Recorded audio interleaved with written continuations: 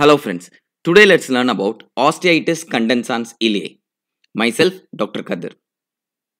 It is one of a benign cause of axial low back pain and it is associated with sacroiliac joint sclerosis described by many.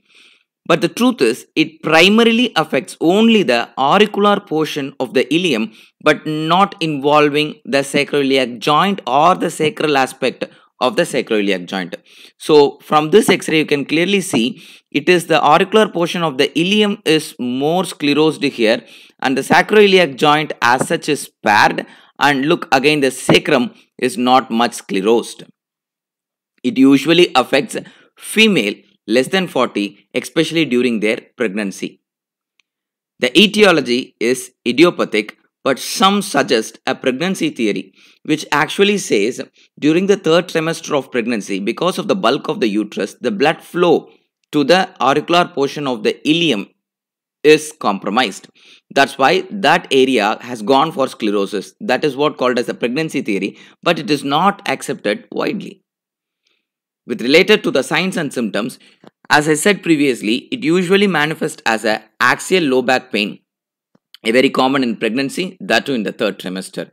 Usually it is bilateral and symmetrical and with a Faber test positive, which means flexion, abduction, external rotation test positive, but there is no sensory or motor loss. Patient may have an associated increased lumbar lordosis and muscle spasm. But other tests for sacroiliac joint diseases like Genslen test and other tests are usually negative. The close differential diagnosis are other inflammatory causes of sacroiliitis, especially infection, and ankylosing spondylosis. These are all the two close differential diagnoses, and how you can differentiate it is one important is HLA-B27 is usually absent, bone scan is usually negative, and there will be only a triangular sclerosis of an iliac bone without involving the sacroiliac joint. So this is how you can differentiate it from ankylosing spondylitis and osteitis condensans iliae. And another important thing is ankylosing spondylitis characteristically affects male. It's a male predominant disease, while this disease of discussion today, osteitis condensans iliae, is predominantly a female affecting disease. Investigation. Radiographically, there will be a triangular sclerosis affecting the auricular portion of the ilium, and ossification is bilateral and symmetrical. Sacroiliac joint space is spared, no evidence of any erosive arthritis or articular inflammatory findings, and there will be a normal bone scan. ESR may be variable, but HLA is usually negative. How you are going to treat this patient?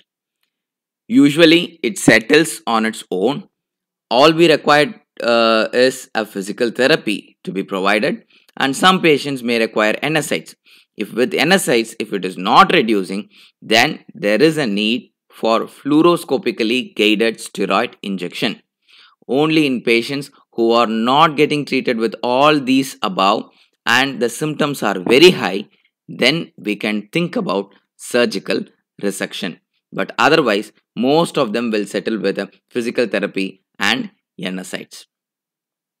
Thank you.